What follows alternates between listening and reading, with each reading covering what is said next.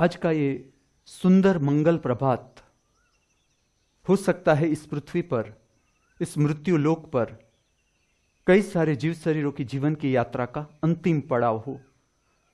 यह भी तो हो सकता है आज का ये सुंदर मंगल प्रभात इस पृथ्वी पर, इस मृत्यु लोक पर कई सारे जीव शरीरों की जीवन की यात्रा का नया प्रारंभ हो। हम दोनों प्रकार के जीव शरीरों की आगे की कल्याणकारी मंगलमय जीवन यात्रा के लिए हमारी सभी की ओर से इस दिव्य स्थान से, पवित्र स्थान से शुभकामनाएं प्रार्थते हैं।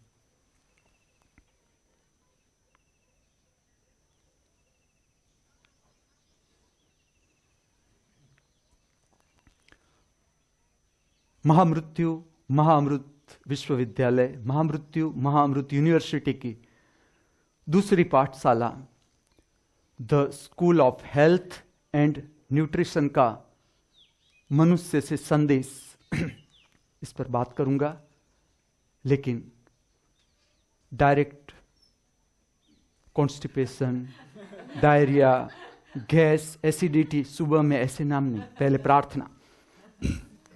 मैं गाऊंगा, तुम सुनोगे।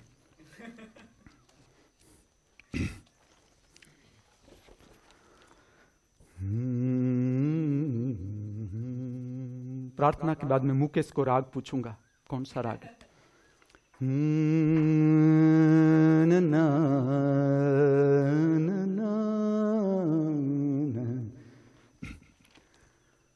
जाऊं तोरे चरण कमल परवारी। वाह बापूजी वाह। जाऊं तोरे चरण कमल परवारी। हे गोपाल गोविंद मुरारे, हे गोपाल गोविंद मुरारे। शरणागत हूँ द्वार तिहारे। जाऊं तोरे चरण कमल परवारी। जाऊं तोरे चरण कमल परवारी। हे गोपाल गोविंद मुरारे, हे गोपाल गोविंद मुरारे। शरणागत हूँ द्वार तिहारे। जाऊं तोरे चरण कमल परवारी। कितना गना पना अंधियारा, कितना गना पना अंधियारा। गुलता में सारा का सारा, गुलता में सारा का सारा।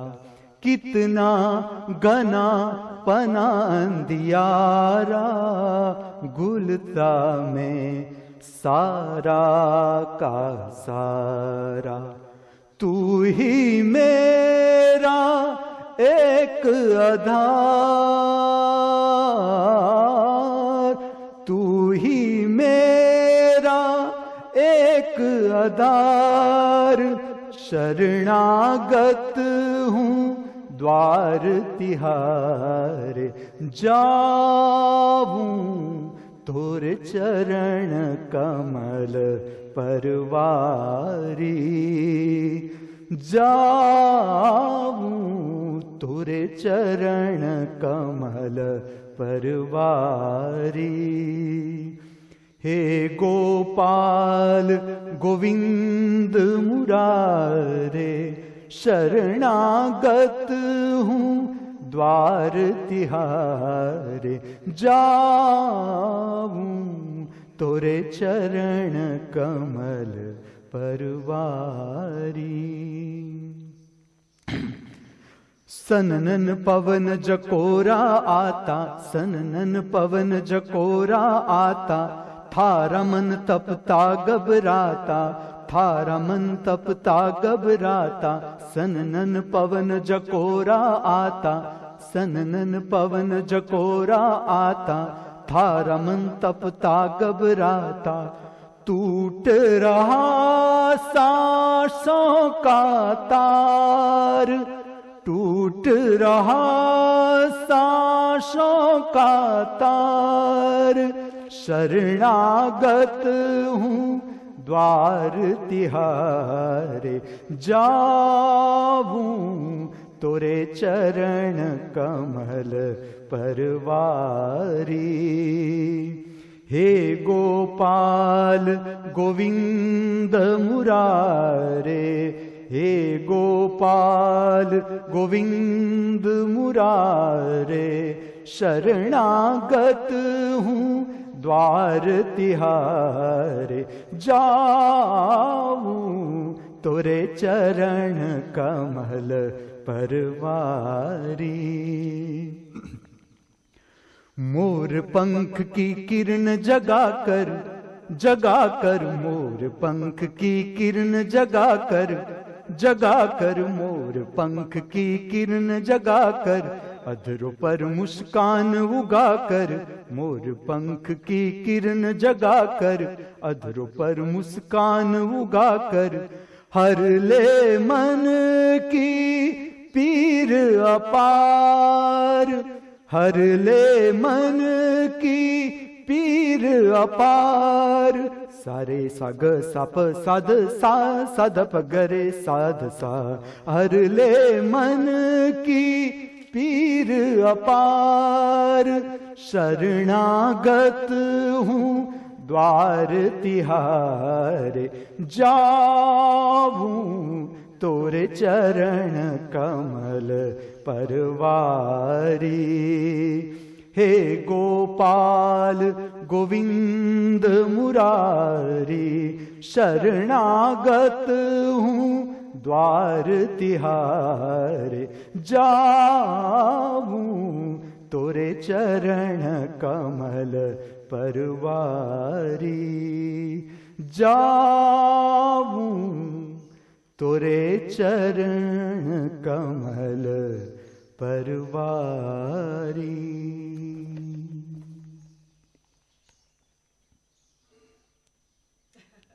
Yes, correct. The name of rag in North India, it is known as Bhupali.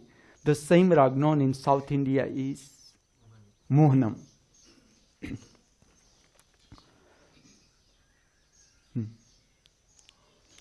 The School of Health and Nutrition का संदेश मनुष्य से आगे ले जा रहा हूं, स्वास्थ्य और प्रसाद के संदर्भ में।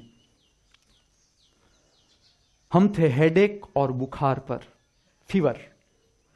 Headache is not the disease, fever is not the disease. जो माथा दुखता है या ताव आता है, बुखार आता है, वो कोई रोग नहीं, वो है इंडिकेटर। जिस तरह से गाड़ी में पेट्रोल खलास हो जाता है और इंडिकेटर दिखाता है कि अब पेट्रोल खलास होने को है, या ऑयल कम हो जा रहा है तो दिखाता है कि कांटा दिखाता है कि ऑयल कम हो जा रहा है, तो उसे तोड़ नहीं देना है। हम जो अज्ञानवश, देखो हमारा जो शरीर है, अद्भुत मैकेनिज्म, अद्भुत। जैसे जैसे आप जानते जाओगे शरीर को, खाली शरीर को, आत्मा का जो बहिर स्वरूप है, बहिर्मुखी स्वरूप जिसमें हम ठहरते हैं, उसको खाली जानते जाओगे, उसका मैकेनिज्म समझते जाओगे, गदगद होते जाओगे कि और ऑटोमेटिक मैकेनिज्म स्वयंभू अपने आप चल रहा है, उसे चलाने वाला कोई दिखता नहीं तुम्हें, फिर भी अपने आप चलता है, इस तरह का। और मैं तुम्हें कहता हूं, शरीर से बड़ा कोई इंस्ट्रूमेंट हो ही नहीं सकता पृथ्वी पर, बन ही नहीं सकता। तुम 1000 प्रयत्न करो, नहीं बना पाओगे। मैं यहां पर हूं। Headache and fever not the disease, ये कोई रोग है ही नहीं। हम भूल क्या कर रहे हैं? जब बुखार आता है, तुम एनाल्जेसिक दवाइयां खा रहे हो, तुम्हें पता है तुम क्या कर रहे हो? तुम तोड़ रहे हो इंडिकेटर को, जो मैकेनिज्म है उसे तोड़ रहे हो। फीवर दिखाता है कि भीतर कुछ गड़बड़ है, हेडेक दिखाता है कि भीतर कुछ गड़बड़ है, और गड़बड़ और कुछ नहीं, तुम्हारा पेट। प्रारंभ वहां से होता है। तुम्हारा पेट सबसे पहला अस्वस्थता दिखाता है। जब तुम्हें फीवर का अनुभव हो, उसका अर्थ है तुम्हारा पेट ठीक नहीं, तुम्हारे पेट की जो स्थिति है वो ठीक नहीं, इसके कारण माइक्रो ऑर्गेनिज्म बढ़ गए शरीर में। तो शरीर स्वयं लड़ता है। शरीर, मैं कल जो एक बात कर रहा था बीच में से टूट गई वो बात। जिस तरह से ब्लड में रक्त कण होता है, इस तरह से श्वेत कण होता है, सफेद रंग का कण होता है, वो खा जाता है, बैक्टीरिया को खा जाता है। वैसे है तो हिंसा की बात, लेकिन ये प्रकृतिगत लड़ाई चलती रहती है। तो मनुष्य तो लड़े, उसमें क्या बड़ी बात है। जब श्वेत कण खा जाता है, लड़ता है माइक्रो ऑर्गेनिज्म से, तो हम क्यों न लड़े। लेकिन एक बात समझना, श्वेत कण से झगड़ा नहीं कर रहा। हम जो भूल कर रहे हैं वो क्या कर रहे हैं, आतंकवादी मनुष्य को ही मार रहा है, वो ठीक नहीं। हमें श्वेत कण के पास से, बेटा मोबाइल बंद कर देना, श्वेत कण से हमें क्या सीखना है। हमारे रुधिर में जो श्वेत कण है उसमें से हमें सीखना है कि श्वेत कण को नहीं मार रहा, तो हम मनुष्य को मार रहे हैं। और आतंकवादी के पास अगर इतनी शक्ति है तो मेरा बहुत बड़ा काम है स्वास्थ्य के बारे में वो उठाना है। जिस तरह से अब फकीरा और रामकृष्ण तैयार हो रहे हैं कि गांजा चरस हमने पूरा पी लिया, और हम जानते ही है कहां कहां मिल सकता है, कौन कौन इसमें डूबे हुए, और ये लोग काम करेंगे। इसी तरह से आतंकवादियों को काम करना है। मनुष्य को उठाने के लिए इतनी ताकत है कि तुम मशीन गन लेके फिरते हो, तो तुम कितने बुड्ढों को जरूरत है आज सहाय की, वो ऐसे ही पड़े हैं, उसे उठाना है। कितने यंगस्टर्स है मुंह में तंबाकू डाल के हंसते हैं तो लाल दांत दिखाई देते। वैसे मुझे पेंटिंग का शौक है, वाह मुझे अच्छा लगता था कि दांत ब्राउन और ब्लैक भी हो सकते हैं। लेकिन देखो, परमात्मा तुम्हें ब्लैक दांत नहीं देता है। परमात्मा तुम्हें विकला चाहे कितना ही काला हो, बिहारी कितना ही काला हो, लेकिन हंसेगा तो दांत। विकला ने तो पहले खाया है तंबाकू, लेकिन दांत सफेद ही देता है परमात्मा। हम हमारा दांत लाल कर देते हैं, ब्राउन कर देते। मैं था फीवर पर, मैं एक ये कह रहा था तुम्हें कि हम हमारा इंडिकेटर खलास कर रहे हैं। तुम समझना ये बात मेरी, फीवर कोई डिजीज है ही नहीं। फीवर तो भीतर का मैकेनिज्म है, लड़ाई चल रही है माइक्रो ऑर्गेनिज्म के साथ, लड़ाई चल रही है श्वेत कण की, भीतर के जो व्हाइट ब्लड सेल्स है उसकी लड़ाई चल रही है, और वो खा जाते हैं, माइक्रो ऑर्गेनिज्म को खा जाते हैं। जो फीवर में भूल हो रही है वो क्या हो रही है, मैं यहां से शुरू करूं। कल भी मैं बता रहा था कि अगर ठीक से आप बैठना सीखोगे ठीक से, तो भीतर एक गर्मी रोज पैदा होती है। समझ लो कि 1 घंटा आप मेरा लेक्चर सुन रहे हो पद्मासन में, रीढ़ सीधी करके, रीढ़ को ढीली करना ही नहीं है, संपूर्ण अवैज्ञानिक। और बैठने का जो तरीका है मैं तुम्हें उसका पूरा विज्ञान धीरे धीरे परिचित कर दूंगा। पहले तो रीढ़ सीधी करके बैठना है।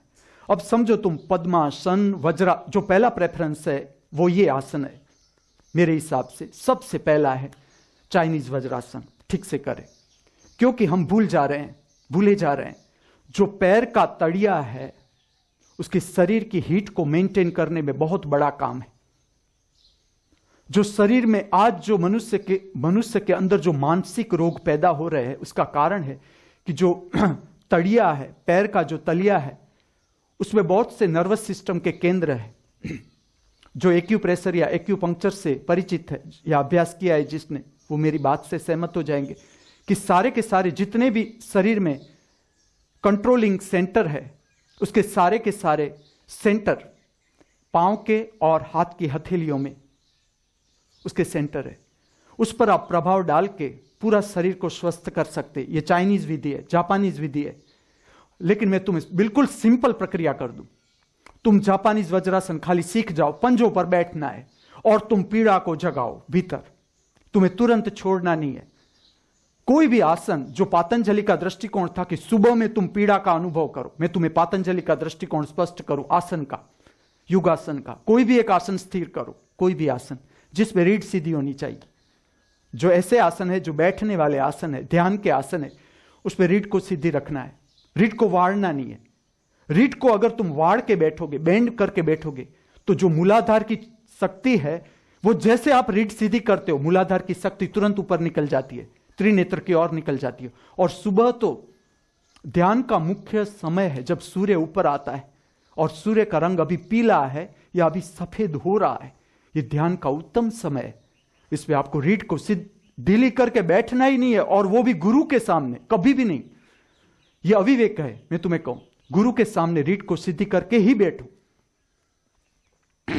तो जैसे आप रीढ़ सीधी करते हो, भीतर शक्ति प्रतिपल जागती है। ऐसा नहीं है कि शक्ति जागने का कोई समय है, शक्ति प्रतिपल। तुमने सांस ली, भीतर सांस ली कि भीतर के जो न्यूट्रिएंट्स है, जो पोषक द्रव्य है, उसको अग्नि मिलती है, ऑक्सीजन मिलता है, उसे वो जलते हैं, उसमें से शक्ति पैदा होती है।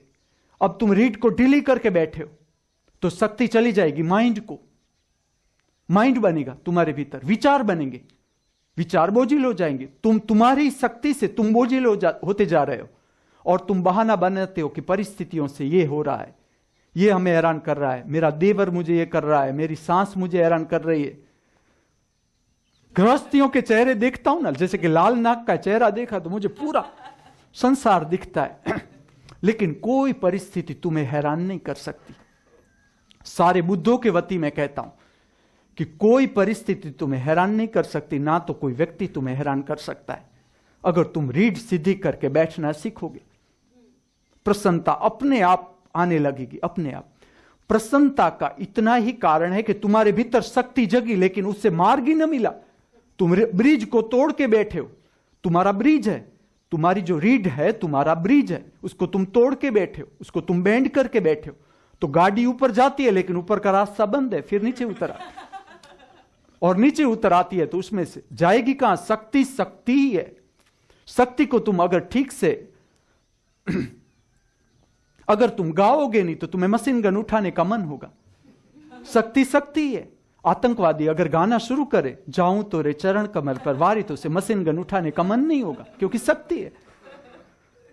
अगर रीढ़ सीधी करके बैठोगे तो तुम्हारी शक्ति दर्शन की शक्ति बनेगी, आत्मा की शक्ति। दर्शन का अर्थ है आत्मा की शक्ति। तुम ठीक से समझो, बहुत बड़ी बात है। तुम्हें जीवन ऐसी व्यर्थ बातों में खोना नहीं है। तुम्हें जो प्राप्त करना है वो इस जगत में संपत्ति नहीं। तुम खेल लो संसार में, लेकिन जब गुरु मिल जाए तुम्हें तो तुम ठीक से समझो कि अब हमें क्या प्राप्त करना है। रुपया पैसा ठीक है खेलने के लिए, जैसे कि छोटा बच्चा होता है खिलौने से खेलता है, हम खेले हैं, सब खेलते। छोटी बच्चियां होती है, घर बनाती है, ढिंगली को उसी तरह सुलाती है जैसे मां उसे सुलाती है, वो ढिंगली को सुलाती है। ऐसे हम सब खेले, सबने, हर कोई खेल खेला। इस तरह का खेल है संसार का। हमने खोजा है रुपया पैसा, हमने खोजी है सारी रमत, और फिर हम ही उलझ जाते हैं उसमें। कुछ नहीं है, हमारा खेल है और हम उलझ गए। देखो, दर्शन बहुत बड़ी प्रक्रिया है, उसे तुम समझना। दर्शन की प्रक्रिया ऐसी वैसी प्रक्रिया नहीं है। देखो, कल मुझे एक अर्पिता बात बता रही थी कि दोपहर को वो जब सोती है तो ऐसे विचार आते हैं, पुराने पुराने विचार आते हैं, तो भागने का मन होता है कि ना मैं कान में कुछ भरा के कुछ सुनूं, कुछ गाना सुनूं, कुछ ये सुनूं, आपके लेक्चर सुनूं। मैंने उसे कहा ना, प्रयत्न तुम ये करो कि तुम कुछ भी नहीं, मेरा लेक्चर भी नहीं, न गाना, न प्रार्थना, कुछ भी न सुनो। तुम ये धीरे धीरे धीरे परिचित हो। तुम्हारे ही विचार है, तुमने बोए हैं विचार, तुमने प्रोत्साहन दिया है, या तुम भागे हो, तुम्हारे ही विचार से तुम भागे हो, तुम्हारे ही कंटाड़े से तुम भागे हो। तुम्हारे भीतर कंटाड़ा पैदा होता है और तुम भाग जाते हो। तुम समझते हो कि कंटाड़ा निकल गया, नहीं निकल गया, कंटाड़ा अंदर रह गया। तुम्हें समझना है कि कंटाड़ा भागना नहीं है। दुख, पीड़ा, संताप, अगर आप ये नहीं समझ रहे हो, इंग्लिश समझते हो तो pain, discomfort, uneasiness, the three दंत्स ऑफ त्रिशूल। जिसके हाथ में आ गया वो शिव, जिसका कंट्रोल आ गया पेन पर, डिस्कंफर्ट पर, अनईजीनेस पर, वो शिव हो गया। शिव स्वरूप धारण कर लिया उसने।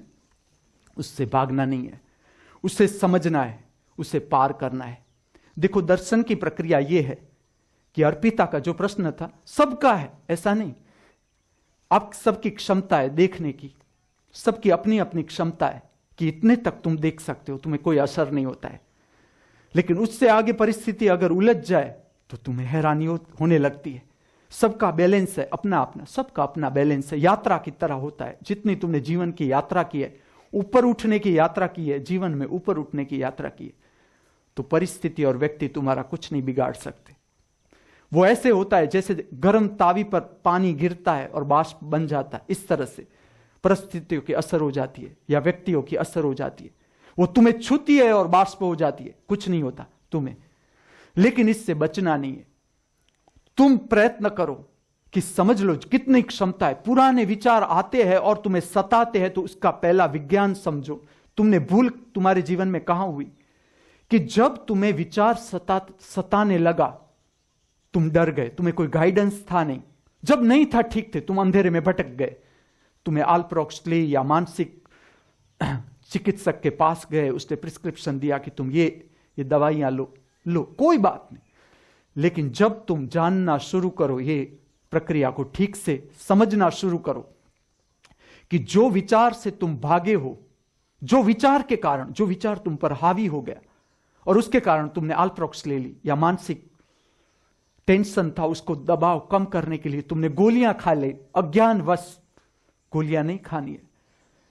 पूरी की पूरी गीता जरा आप देखो, पूरी की पूरी गीता, उसका प्रारंभ हुआ अर्जुन विषाद योग।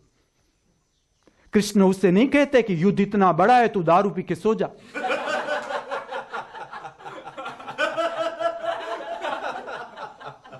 गांजा चरस तो उस समय इससे कहीं कोई पुलिस का पहरा नहीं था, आराम से ले सकते थे तुम गांजा चरस।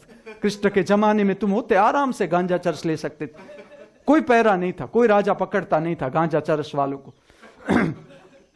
लेकिन कृष्ण नहीं कहते ऐसा कि ये काजू का दारू है, गोवा से आया है।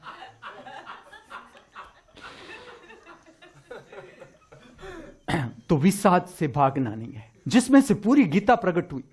गीता को तुम इतना सम्मान दे रहे हो। कृष्ण से अगर गीता प्रकट हुई तो उसमें कृष्ण का कोई बड़ा हाथ नहीं है, मुख्य है अर्जुन।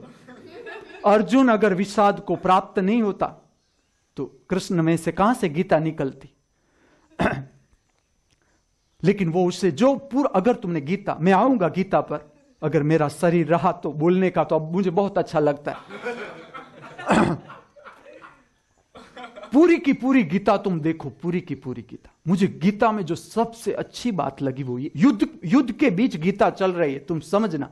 और मैं वही बात कहूंगा जो और गुरु नहीं कह रहे, वो बात मैं कहूंगा।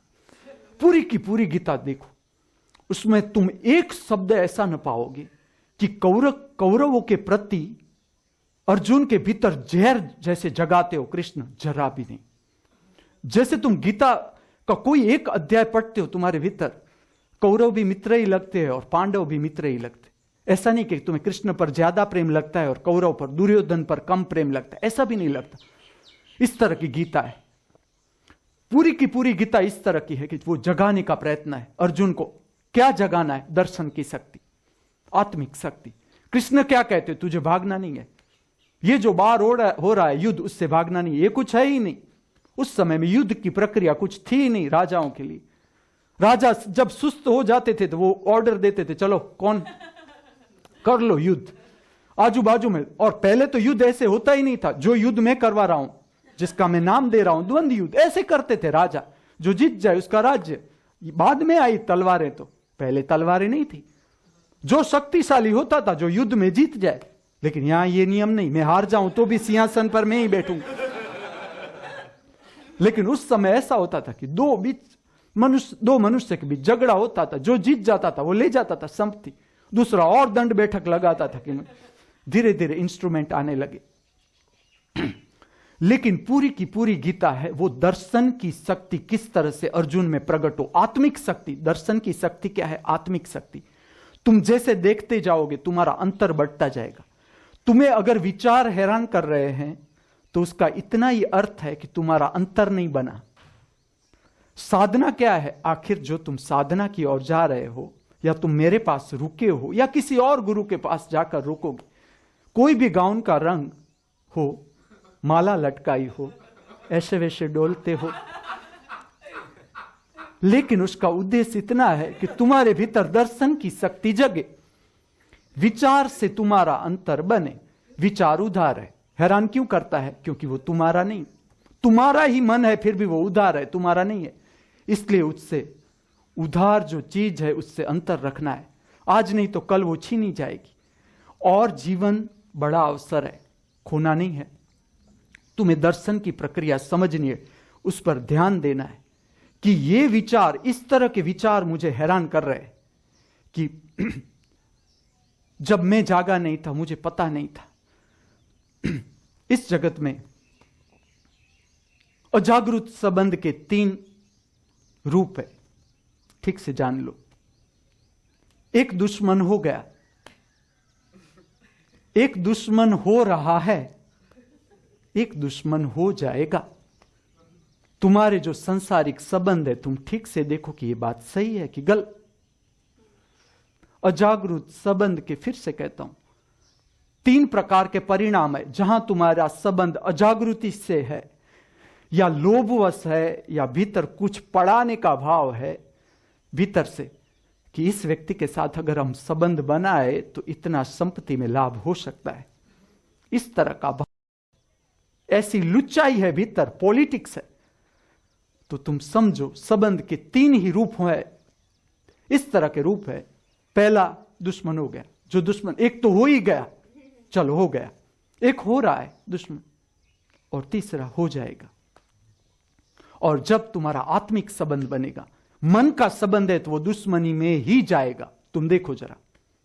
और तुम्हारा आत्मिक संबंध है, वो परम मित्रता में जाएगा, परम मित्रता में। प्रेम विस्तार है। तुम चाहे एक से शुरू करो, बॉयफ्रेंड गर्लफ्रेंड, कोई बात, चलो एक नहीं 2 की, कोई बात। पहले तो राजाओं की 70 कृष्ण की बहुत सी 1600 रानियां थी, तो कृष्ण भक्त को तो कहा ही नहीं जा सकता कि आप ऐसा मत करो, बॉयफ्रेंड गर्लफ्रेंड। लेकिन पूरा जीवन उसमें नहीं।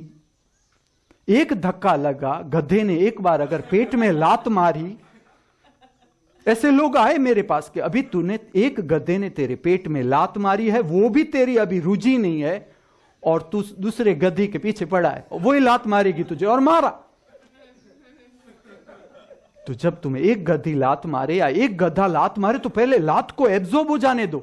त्रिनेत्र, पहले सांस को, यौगिक प्रक्रिया, सांस को नॉर्मल हो जाने दो, तीसरे नेत्र पर ध्यान लगाओ, शोक पूरा एब्जॉर्ब हो जाने दो। द्वंद्व युद्ध का प्रकार है ये। या तुम उसे लात मारोगे, तुम नहीं मारोगे तो वो तुम्हें लात मारेगी। 2 में से कोई एक घटना होगी। लेकिन स्मरण रहे, ये भी खेलो, मैं नहीं कहता कि मत खेलो, लेकिन पूरा जीवन इसमें नहीं, पूरा जीवन। मुंह में से दांत निकल गए तो भी अभी उसी में इंटरेस्ट है कि ये कौन जा रहा है, लड़का है या लड़की, बाल किस प्रकार के रखे, क्योंकि अब तो ओशो ने जो फैशन दी है, तो सब रात में अगर देखो, आप बहुत संभल के जाना। अगर कोई बाल खुला करके जा रहा है तो उसका पीछा करो, तो जरा आगे का चेहरा देख लेना कि दाढ़ी है कि नहीं।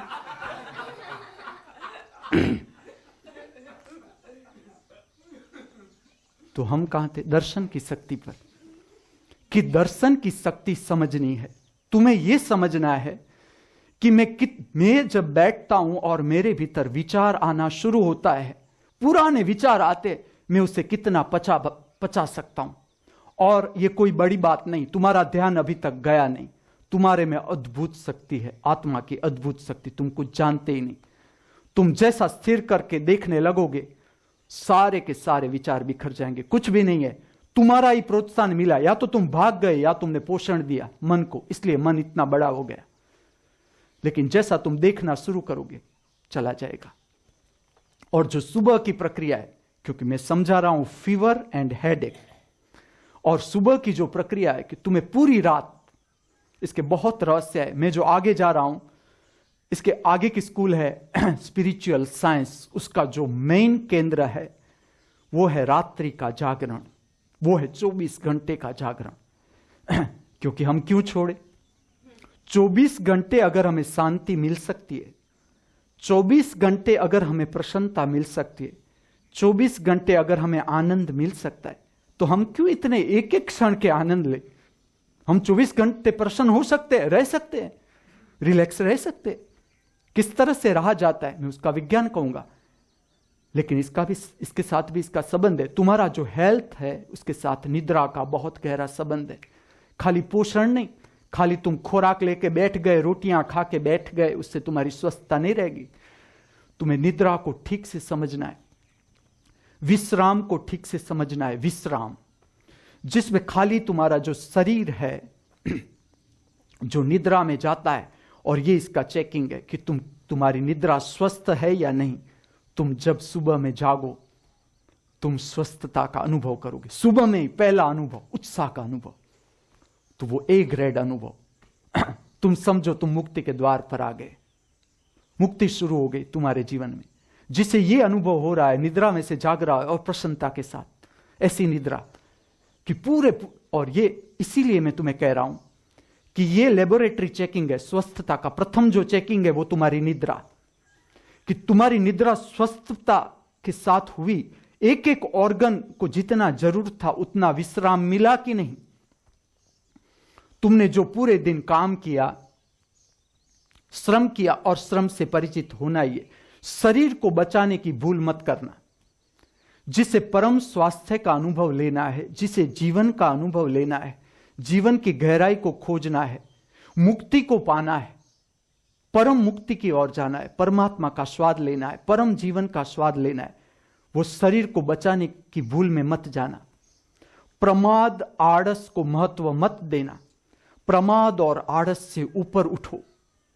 पूरी सन्यास जो प्रक्रिया है उसका बेस है कि तुम्हारा जो प्रमाद है तुम्हारे भीतर, आड़स जिसके कारण मन बन रहा है, प्रमाद और आड़स की जो शक्ति है वो मन को मिल जाती है। मन बनता है, विचार देखो आप, विचार है क्या तुम्हारे भीतर, कि जहां पर तुम्हारे भीतर शक्ति थी उसका योग्य उपयोग न हुआ तो तुम्हारे भीतर विचार बन जाएगा, और योग्य उपयोग हुआ तो दर्शन बन जाएगा। समझना, अगर तुम्हारे भीतर शक्ति उठी, काम केंद्र में शक्ति उठी, उसे पूरा रास्ता मिल गया ऊपर उठने का, ऊपर जाने का रास्ता मिल गया, तो वो सहस्त्रार को छूने लगेगी धीरे धीरे। ऊपर का जो वो आग ऊपर उठेगी, आग ऊपर उठेगी, जो ऊपर की खोपड़ी की सरफेस है उसको छूने लगेगी, जिसे योग की भाषा में कहते हैं सहस्त्रार। हम देसी भाषा में कहते तो खोपड़ी की टाल का ऊपर का भाग, उसे छूती है, भीतर से शक्ति छूती है। जिस तरह से तुम्हें काम का अनुभव होता है, काम वासना का अनुभव करते हैं हम भीतर, तो वो एक केंद्र पर शक्ति रह जाती है। अगर ऊपर का मार्ग खुला है तो वो ऊपर निकल जाएगी, दर्शन की शक्ति की ओर चली जाएगी, आत्मिक शक्ति बन जाएगी तुम्हारे भीतर। अगर वो न बनी तो वो हो जाएगी मन, विचार। रात में अगर तुमने ठीक से विश्राम किया है तो ये रात का अनुभव है, कि जिस तरह से तुम्हें रात में काम वासना का अनुभव होता है, या भाव जगते हैं या विचार आते, तो इतना ही समझो कि अभी शक्ति ऊपर नहीं जाती। तुमने जो पोज धारण किया है सोने का, उस पर अभी शक्ति ऊपर नहीं जा रही। इतना समझना है। कोई जड़ता शरीर के साथ नहीं करनी है, निद्रा के साथ कोई भी बाहर से काम नहीं करना है। निद्रा को प्राकृतिक रहने दो, प्राकृतिक कुछ भी नहीं करना है निद्रा के ऊपर। तुम खाली उसे देखते जाओ, निद्रा बदलती जाएगी। जैसे जैसे तुम स्वस्थता समझते जाओगे तुम्हारी निद्रा परम स्वस्थ हो जाएगी।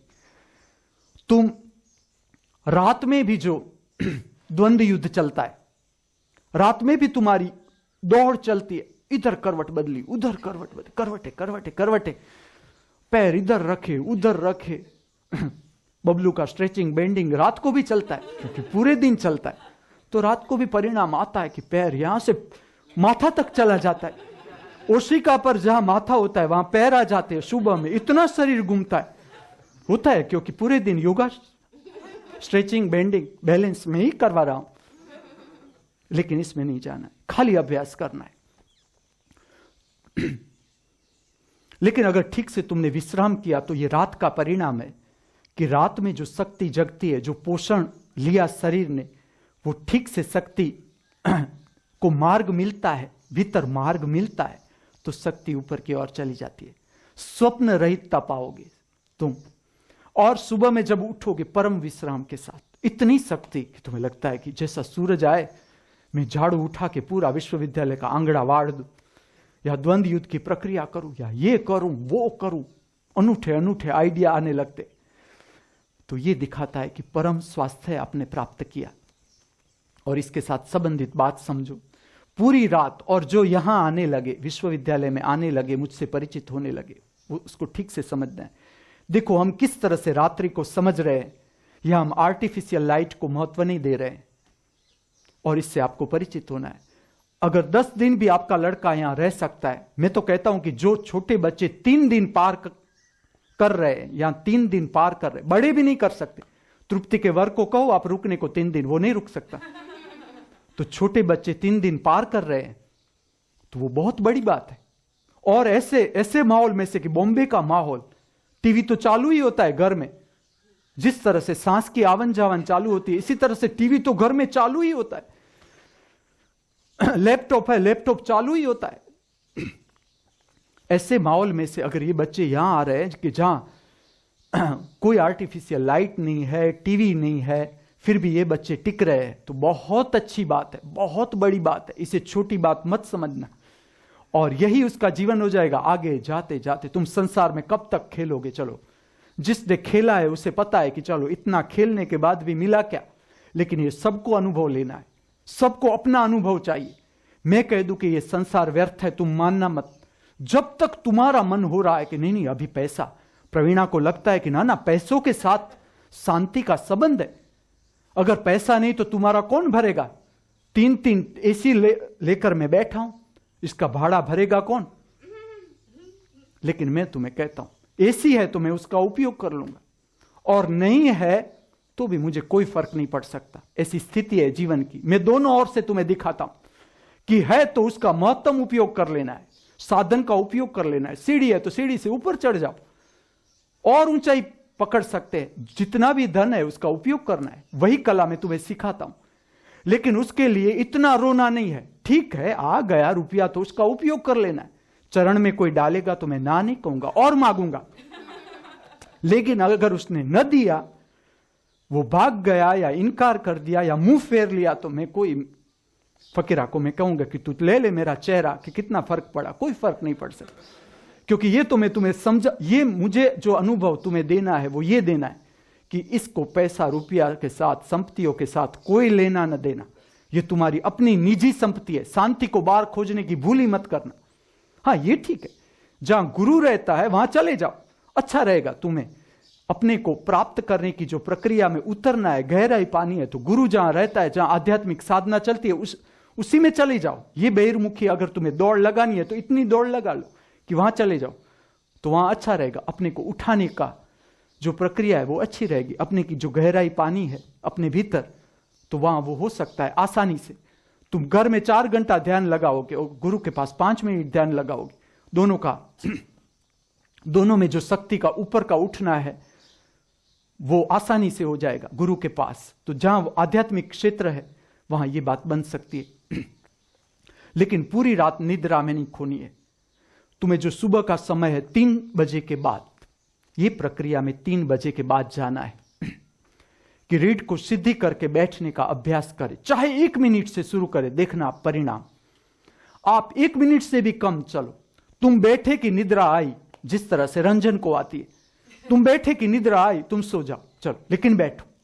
तुम 1 मिनट भी तुम निद्रा में से जागे, तुम टॉयलेट जाने के लिए गए हो, जागे हो, या तुम्हें यूरिनल के लिए जागे हो, फिर भी डायरेक्ट मत सो जाओ। आके मैं तुम्हें ऐसा रास्ता दिखाता हूं। 1 मिनट भी बैठो, रीढ़ सीधी करके बैठो। क्या चल रहा है देखो जरा भीतर, कि कैसे कैसे स्वप्न चल रहे हैं, कैसे कैसे विचार आ रहे हैं। 1 सेकंड भी बैठो और फिर सो जाओ। रीढ़ को सीधी करके बैठने से पहले तो बुखार आएगा ही नहीं, हेडेक होगा ही नहीं। तुम सुबह में, ये ऐसी प्रक्रिया है कि आज कोई भी दुर्घटना बनने वाली है तुम्हारे साथ। इसकी गहराई मैं तुम्हें लोभ दे रहा हूं।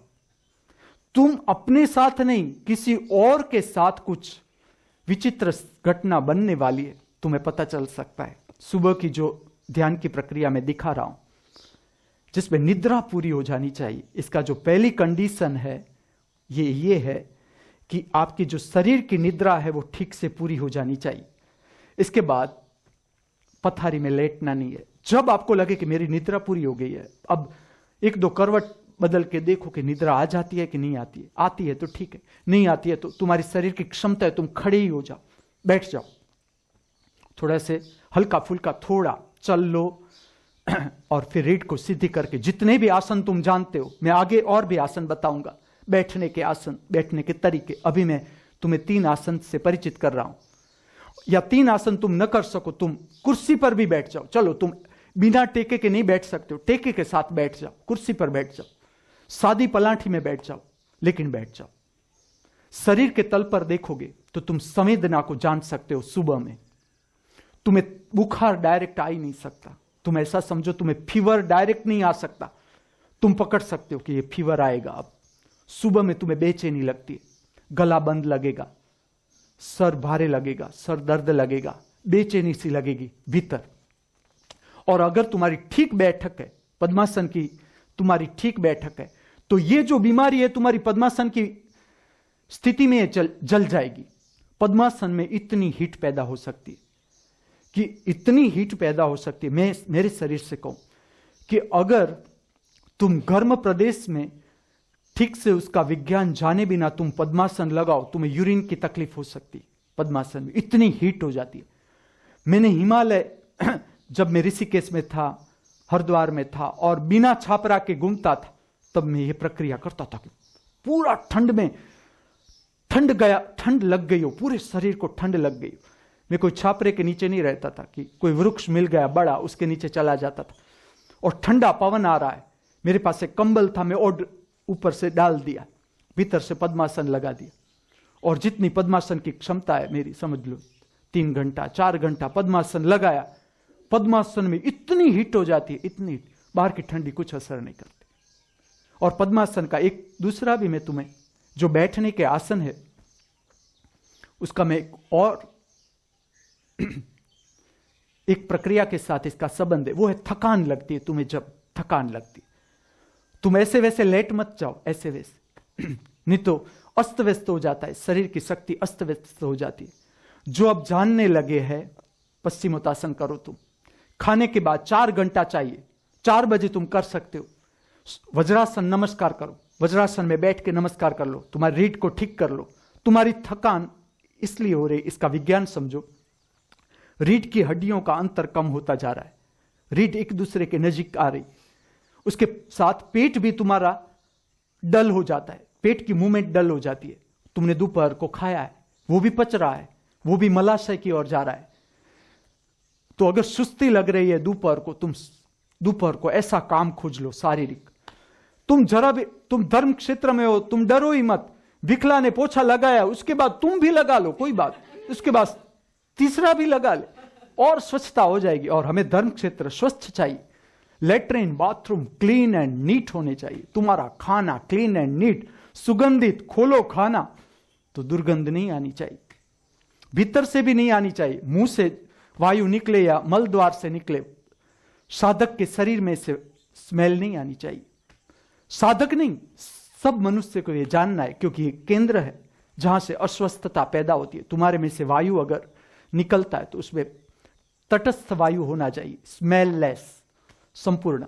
ये तुम्हारा स्वास्थ्य का उत्तम स्वास्थ्य दिखा रहा है शारीरिक तल पर भी। और शरीर जिसका स्वस्थ होगा उसे आत्मा की शक्ति को जगाने में बहुत सरलता होगी। मैं इसलिए इतना वजन दे रहा हूं कि जितना आपका शरीर लचीला, बेंडिंग, स्ट्रेचिंग वाला और स्फूर्ति में, जिस तरह से हमारी सर्पिका है, हमारा जो एरोप्लेन है, दादी माँ है हमारी, पूरे दिन तुम देखो ऐसे नाक को, उसका तुम मुंह देखोगे तो वो प्लेन जैसा लगेगा। देखना जिस तरह से प्लेन का मुंह होता है, सांप जैसी, पूरे दिन उसका शरीर भी सांप जैसा। ऐसा बहुत से लोग हैं, रामकृष्ण भी ऐसा ही लचीला। तो ऐसा लचीला स्फूर्ति में तुम्हारा, ऐसा नहीं कि कोई काम बताए। रामकृष्ण को गुस्सा आता है कोई उसको डिस्टर्ब करता है, बापूजी, बबलू को भी आता है, मुझे पता है क्या करना है, चुप। लेकिन मैं देखता हूं कि आता है कि नहीं गुस्सा। 24 घंटे परीक्षा लेता लेकिन अगर तुम स्फूर्ति को प्राप्त करते जाओगे, वो भी चला जाएगा, वो कोई बड़ी बात नहीं। तुम बिना काजू का दारू चख तुम बिना उसे चखे तुम गुरु के पास रह सकते हो। गांजा चरस का अनुभव करते भी उसे छोड़ के भी तुम रह सकते हो। A grade.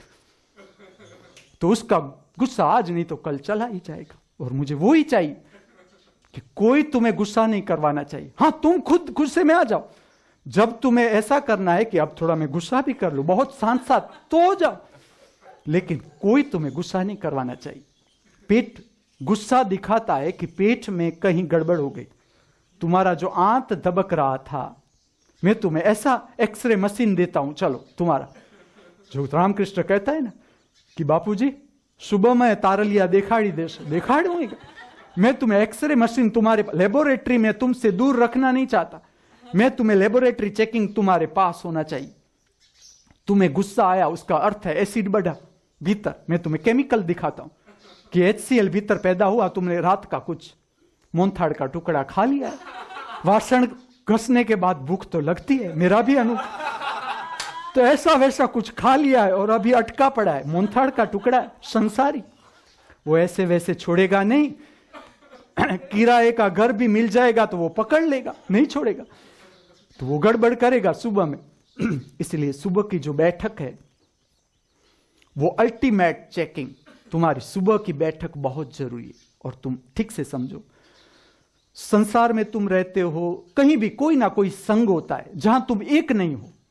2 हुए, 2 से 4 हुए, 4 से 8 हुए, ये भी अच्छी बात है। अनुभव लो जीवन का। स्वस्थ संग होना चाहिए। बुद्ध का संग होता है स्वस्थ संग। स्वस्थता को जो प्राप्त करने के लिए संग, एक व्यक्ति नहीं, पूरा संग एक दूसरे को उठाने में मदद कर रहे हैं, ऐसा संग, स्वस्थ संग। ऐसे संग में तुम रहते हो तो जहां संग का काम शुरू होता है, जैसे चाय बननी शुरू हुई, तुम पहुंच जाओ। खंजरी है, निकाली देगी, तुम कहोगे कुछ काम है, वो कहेगी ना नहीं है काम, सिवाय कि कुछ बर्तन उठाना हो। एक बार तो पूछो ही कि कुछ काम है, वो कहती है नहीं है, तो पद्मासन लगा के बैठ जाओ। लेकिन संग में जब काम शुरू हो, तुम्हें काम से भागना नहीं है। काम में तुम्हें अनेक अनेक जगह देखना है कि मुझे क्रोध आ रहा है, कोई मुझे कुछ कह जाता है। संग का उपयोग ही यही करो कि तुम्हें कुछ कोई कह रहा है कि ये करो, तो तुम्हें क्रोध आ रहा है। किसी का कुछ कहने से तुम्हें क्रोध आ रहा है कि नहीं आ रहा है। ऐसी जो छोटी छोटी बात बन रही है जीवन में, उसे चुके दिन मिल ही गया, तुम किसकी अब अपेक्षा कर रहे हो? तुम्हें अगर लगता है कि कल मुक्ति मिलेगी, तुम गलत। मुक्ति है तो वो आज ही। मुक्ति का संबंध आत्मा से है।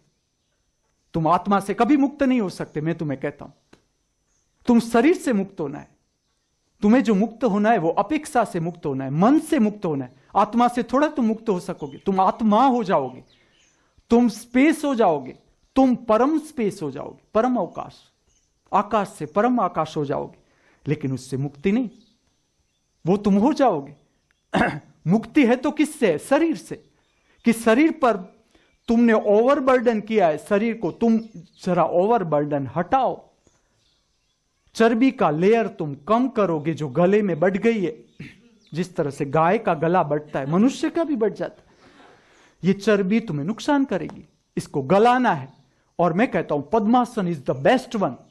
अगर तुम्हें लगता है कि मुझे मेरा शरीर ज्यादा हो गया है, शरीर ओवरवेट है, अगर ठीक से तुम पद्मासन करोगे, ठीक से वज्रासन, इंडियन वज्रासन या जो बैठने वाले आसन मैंने अभी 3 बताए, तुम इसको ठीक से उपयोग करो, तुम्हारी चर्बी जली जा सकती है। पद्मासन में इतनी हीट पैदा हो सकती है। और जो पद्मासन को साध लेते हैं, पीछे भी जो ऋषि पद्मासन को लगा के ध्यान की प्रक्रिया में बैठते थे, अगर तुम उसका शरीर देखो पूरा, तुम्हें लगे ही नहीं कि शरीर है कि नहीं। इतना शरीर जल सकता है। ये तुम्हारे पर है कितना तुम्हें जलाना है शरीर को। लेकिन शरीर को इस तरह से शरीर के पास से काम लेना है। स्फूर्ति इंडिकेटर है कि तुम पूरे दिन कितनी स्फूर्ति का अनुभव करते हो। जैसे स्फूर्ति जहां पर डलनेस लगती है, जैसे कि तुम खाते हो उसके बाद डलनेस लगती है, कोई बात नहीं, उसके साथ लड़ना नहीं है। समझो कि यहां पर मैं डल हो गया, यहां पर मुझे अब सोना पड़ेगा, कोई बात नहीं। तुमने अगर दोपहर का खाना लिया है, दोपहर को श्रम लिया है, तो 45 मिनट या घंटा तुम लेट भी जाओ, कोई बात नहीं, तुम लेट जाओ। लेकिन स्फूर्ति देखनी है कि पूरे दिन हर काम में कितनी स्फूर्ति रहती है। क्योंकि बीमारी यहां से शुरू होती है। और अगर सुबह की बैठक तुम्हारी ठीक है, तुम्हें सुबह में पता चल सकता है कि बीमारी होने वाली है, तो मैं तुम्हें बुखार के संबंध में जो बताता हूं वो दूध वाली सब आइटम छोड़ दो। जहां भी तुम्हें लगे बेचैनी है शरीर में, दूध से बनी हुई जो भी आइटम है, अगर तुम चाय भी पी रहे हो तो कम से कम दूध या ब्लैक टी, उसमें दूध मत डालो। और चला सकते हो तो तुम चाय लो ही नहीं। एक ब्रेकफास्ट को काट दो। अगर सुबह में तुम्हें लगता है कि गड़बड़ है, कुछ आज पेट ठीक नहीं है या शरीर में सुस्ती लग रही है, सुस्ती, अच्छा नहीं लग रहा है, बुखार जैसा लग रहा है, मतलब समझ लो बुखार आना नहीं चाहिए, जिसे ये परम स्थिति है, आदर्श स्थिति है। अगर आ जाए तो उसमें कोई गिल्टी रखने की जरूरत नहीं, कोई अपराध भाव में जाने की जरूरत नहीं। जानना है, बुखार को जानना है। और जो बुखार जब आ ही जाता है तो ये मैकेनिज्म है, ये कोई रोग नहीं, शरीर लड़ रहा है। टेम्परेचर बढ़ जाता है, शरीर का टेम्परेचर इतना बढ़ जाता है, बढ़ा देता है शरीर टेम्परेचर, इसलिए बढ़ाता है कि माइक्रो ऑर्गेनिज्म ग्रो न हो सके भीतर, और भीतर जो विषाक्त द्रव्य है वो जल जाए, इसलिए बढ़ रहा है टेम्परेचर। ये समझो आप। और ये टेम्परेचर जब तुम्हारा बढ़े, तुम्हें फैन में, एसी में नहीं रहना है। और ये आदत ही डालो अभी से, तुम 24 घंटा फैन करके मत सो, तुम्हारे सांधे खलास हो जाएंगे, तुम्हारा चेता तंत्र बिगाड़ दोगे तुम आर्टिफिशियल हवा से। एक तरह की हवा जो आती है वो आर्टिफिशियल हवा शरीर को बिगाड़ देती है। या 24 घंटे तुम एसी में मत रहो, और अगर एसी में रहो तो तुम सुबह में ऐसी प्रक्रिया करो कि तुम्हारे शरीर में से पसीना पूरा निकलना चाहिए, नहीं तो तुम्हें बहुत कम उम्र में हार्ट की प्रॉब्लम, नर्वस सिस्टम की प्रॉब्लम, आंख की प्रॉब्लम होनी शुरू हो जाएगी, तुम्हारी आंखें डल होती जाएगी अगर तुम आर्टिफिशियल हवा का ज्यादा उपयोग करोगे।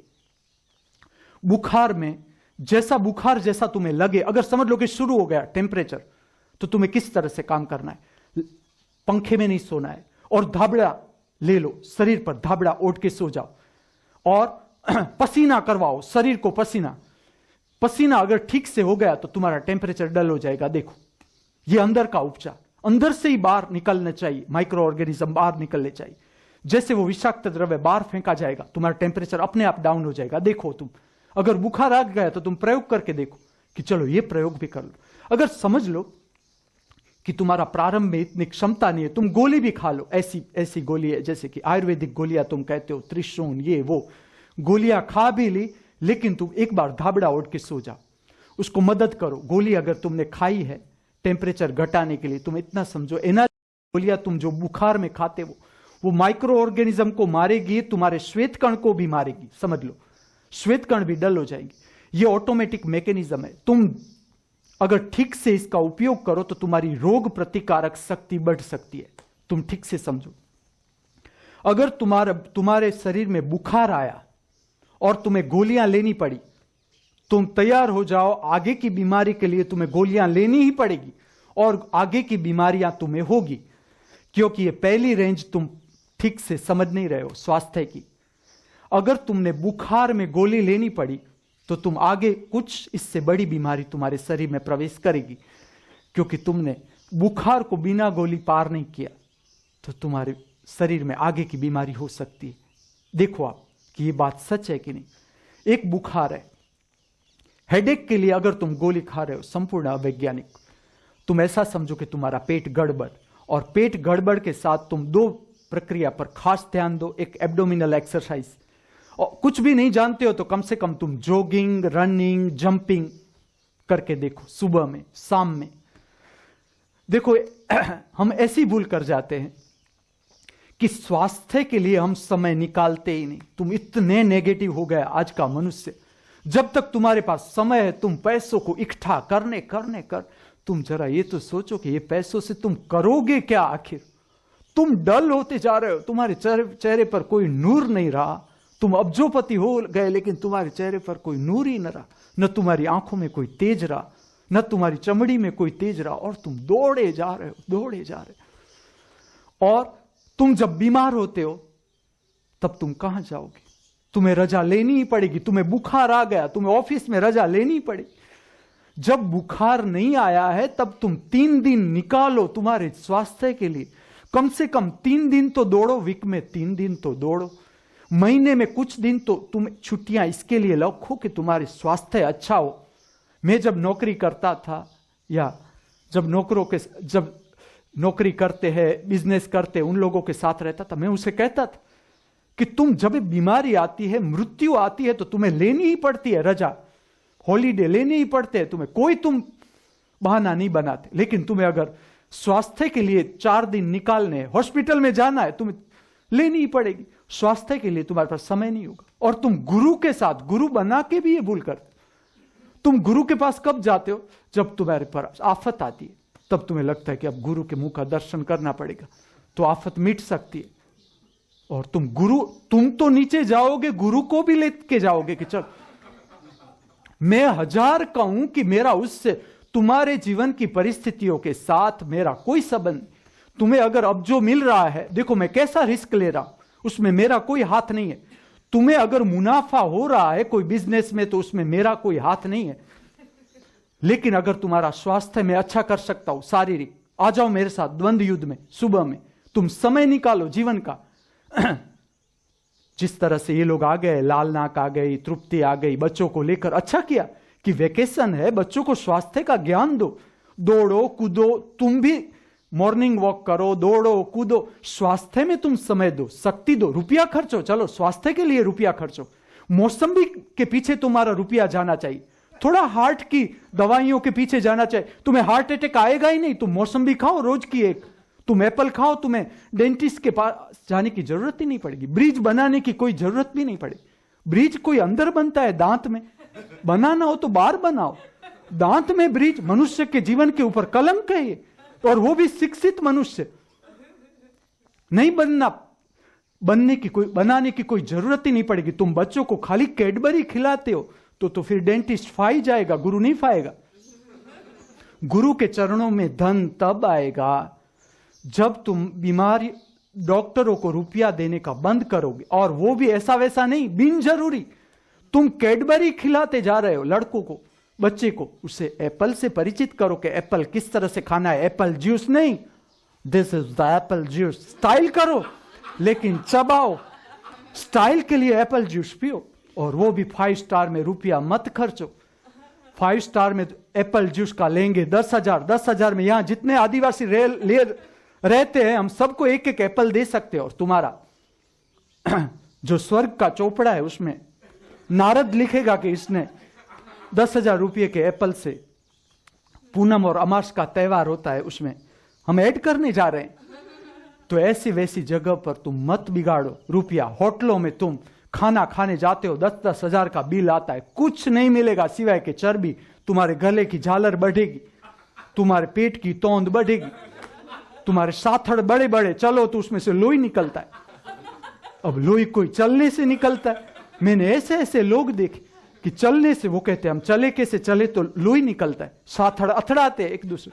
हाथी का इतना बड़ा शरीर है तो भी नहीं निकलता उसके 2 पैरों में से लोई। तो ये देखो, थोड़ी बुद्धिमत्ता से काम लो कि तुम्हारा रुपया अगर है तो वो फल में जाना चाहिए। दवाइयों के पीछे तुम खर्च कर रहे हो।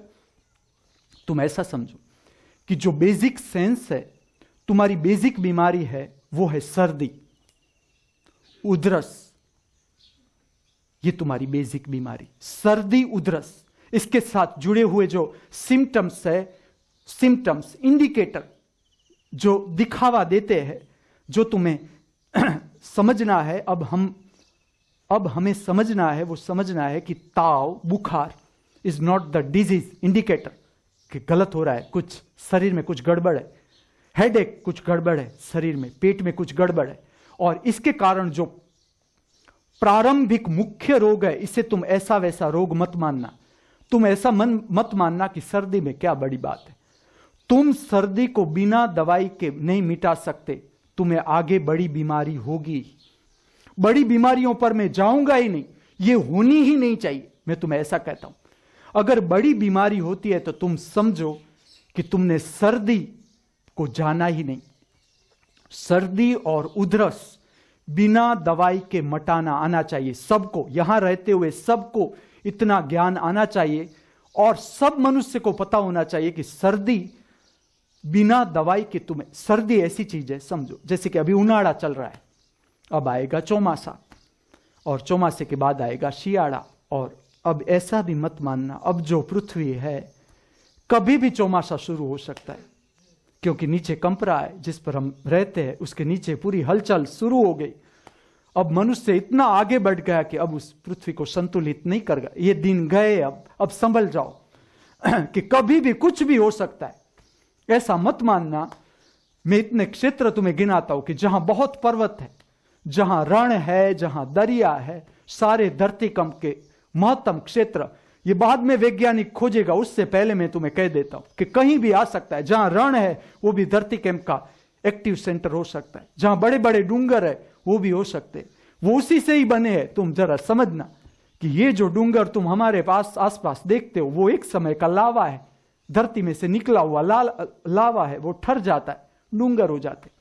इतना गड़बड़ है अब का। जो देखो तुम प्रति साल जो सीजन है वो चेंज होती जाएगी प्रति साल। तुम जरा अपना वो लेकर बैठो, अगर तुम्हें विज्ञान के रूप में समझना है तो तुम जरा देखो कि जनवरी में ठंडी थी, फरवरी में ठंडी थी, अचानक तुम फरवरी में गर्मी आएगी, देखना।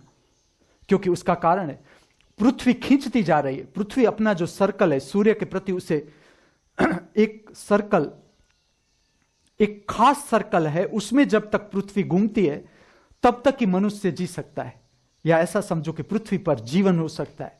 वो सर्कल जब पृथ्वी छोड़ देती है उसके बाद बहुत से फेरफार ऐसे होने लगते हैं कि जीव टिक नहीं सकता, जल जाता है, मर जाता है।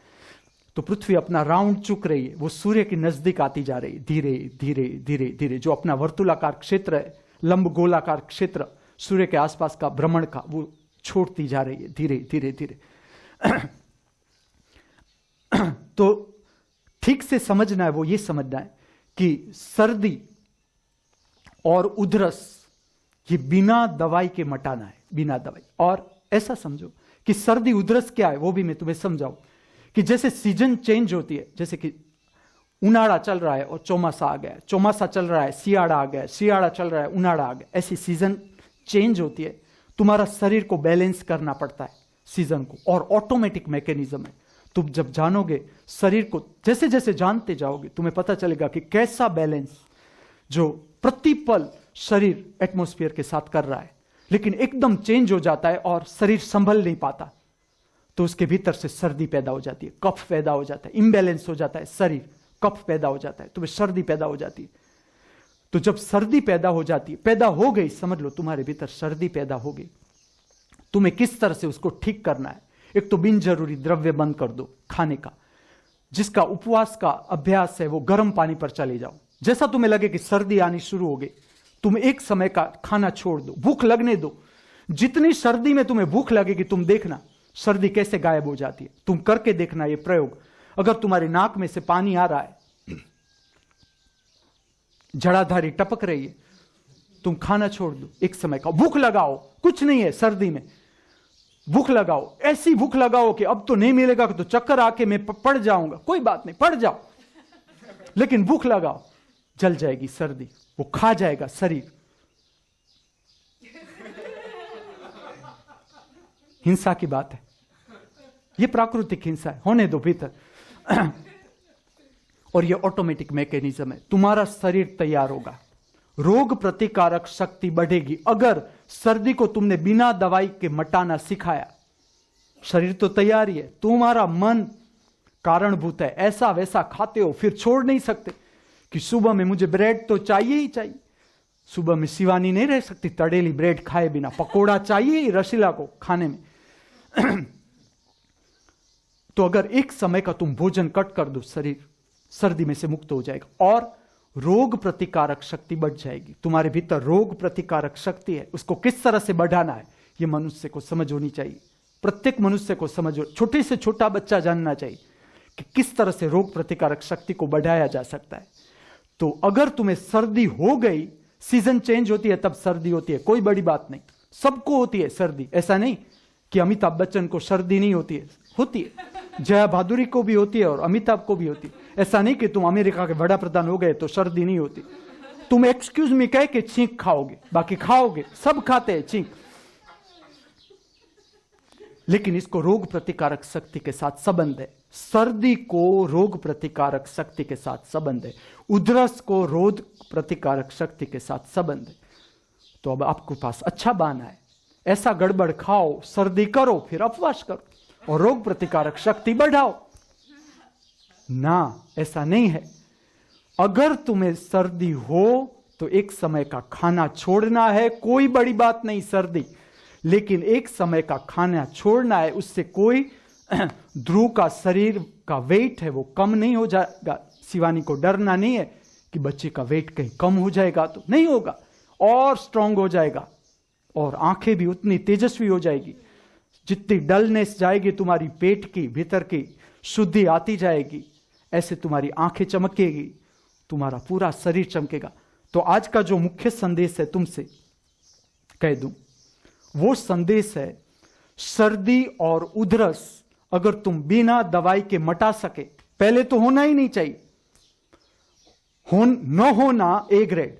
तुम ऐसा समझो कि कितना समय तुम स्वस्थ रह सकते हो बिना सर्दी उधरस के, और यूनिवर्सिटी का उसे शारदामणि को मिल रहा है ये अवार्ड। शारदामणि कभी बीमार नहीं होगी। हां, दांत वो बकरी के डालती है, रोटी एक ही खाती है, लेकिन हीरो हैंडा जैसी उसकी स्ट्रेंथ है कि थोड़ा पेट्रोल में भी वो काम चलता है, उसका शरीर से काम करती रहती है और बीमार नहीं पड़ती। उसकी बहू बीमार हो जाती है, चकली का उसमें ग्रेड कम हो रहा है कि बीमार हो जाती है, क्योंकि ऐसा वैसा खा जाती है, वो खा ही जाती है। पमा उसे आकर्षित कर रहता है क्योंकि एक समय में चकली थी, तो अभी वो मन उसका गया नहीं, तो वो ममरा है, पवा है और ऐसी वैसी मिठाई आती है तो भी आकर्षित कर जाती है उसे। तो सांस के संदर्भ में उसे थोड़ा ग्रेड कम मिल रहा है इसके कारण यूनिवर्सिटी में, लेकिन जो स्वच्छता और व्यवस्था का ज्ञान है उसमें बहु आगे, उसमें सांस नहीं। लेकिन अभी स्वच्छता व्यवस्था को हटाओ, अभी चल रहा है स्वस्थता की बात, स्वच्छता नहीं, तो उसमें शारदामणि का ग्रेड सबसे अच्छा है, क्योंकि वो मैंने देखा वो कभी बीमार होती नहीं, खाली उसका दांत दुखता है और उसमें वो किसी को हैरान नहीं करती सिवाय कि उजला को। तो मेरा संदेश है, सर्दी और उधरस तुम्हारे शरीर की रोग प्रतिकारक शक्ति जो हर रोग के कीटाणु के साथ लड़ती है उसको जगाती है। तुम्हारा जो साम्राज्य है, उसके जो सैनिक है, उसे वो जगाती है, सर्दी और उधरस। और ये तुम्हें बिना दवाई के मिटाना आना ही चाहिए। मुझे लगता है आज इतना काफी है।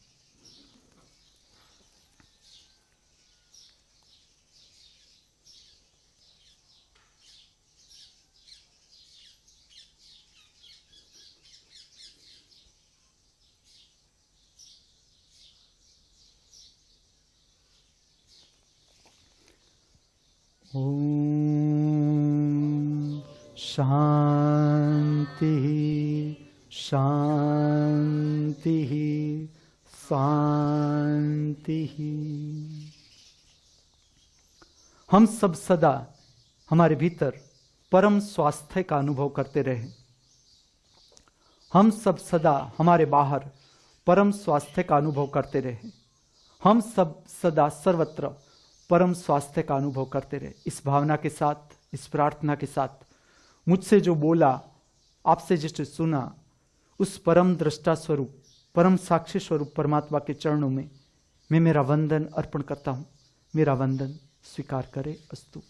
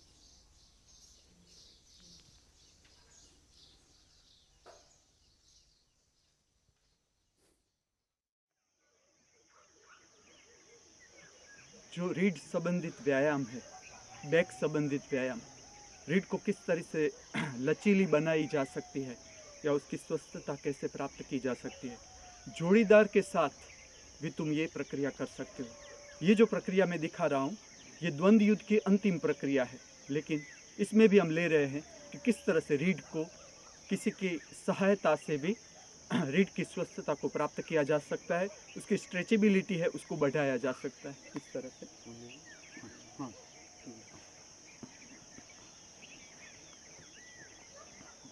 शरीर को ढीला छोड़ देना है, पूरा ऊपर जो है उसको शरीर को ढीला छोड़,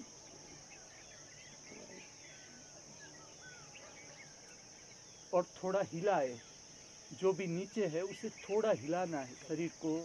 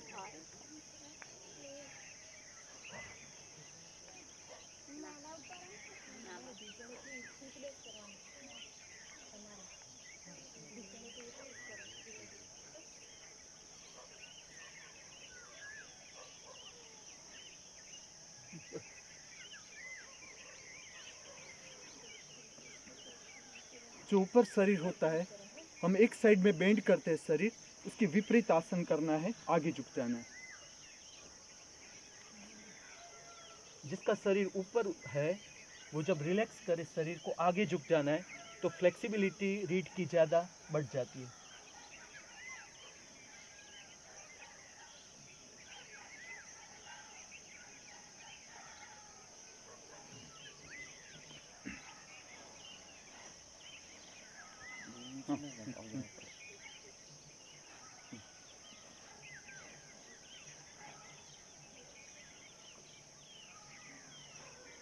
जो वेट उठा रहा है उसे थोड़ा सा हिलाना है, ताकि रीढ़ का जो फ्लूइड होता है, मस्तिष्क का फ्लूइड होता है, उसमें भी गति आती है।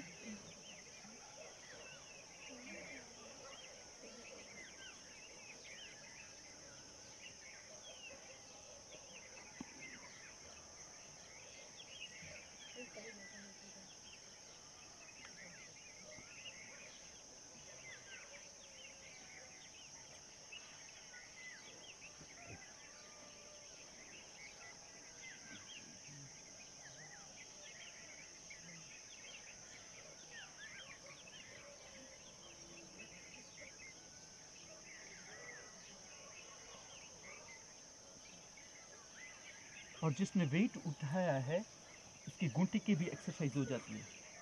इस तरह से अगर आप लेंगे,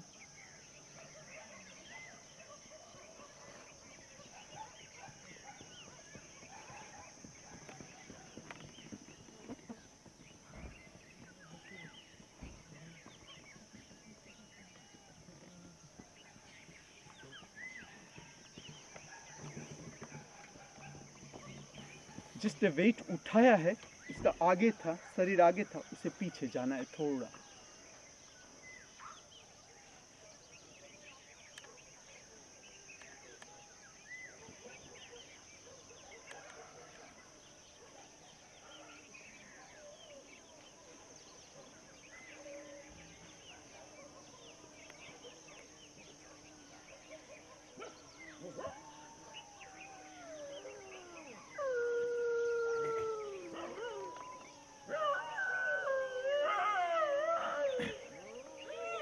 रीढ़ संबंधित जो दूसरा व्यायाम है, कल मैंने एक दिखाया कि फ्लोर से चक्रासन किया जा सकता है, फ्लोर से शरीर को उठाना है, लेकिन धीरे धीरे जिसकी क्षमता है, जिसकी शारीरिक क्षमता है, उसे ऊपर से झुक कर करना है।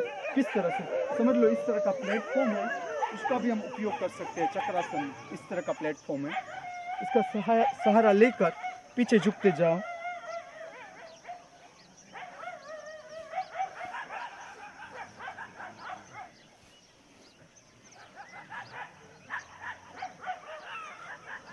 और शरीर को उठाओ इस तरह से। आधा शरीर झुकेगा, सहायता लो और शरीर को उठाओ। इससे भी रीढ़ की फ्लेक्सिबिलिटी बढ़ती है।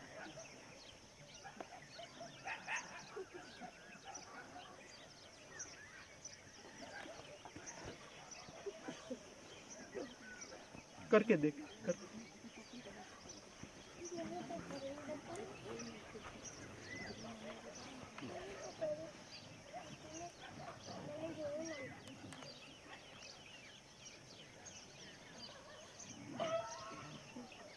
इसमें दो प्रकार का व्यायाम आएगा, दो प्रकार का, जिसमें एक में आपको हाथ का सहारा लेना है। हाथ का सहारा लेके करना है, इस तरह से झुकना है,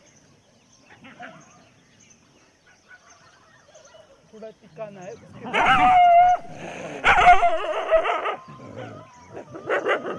और एक में सहारा नहीं लेना है हाथ का, डायरेक्ट सर के बल से नीचे जाना है।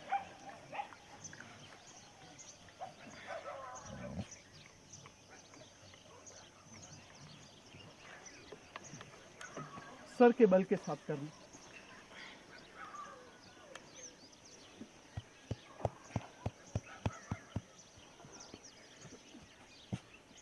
ये प्रक्रिया करने के बाद भी शरीर को आगे झुका लेना है।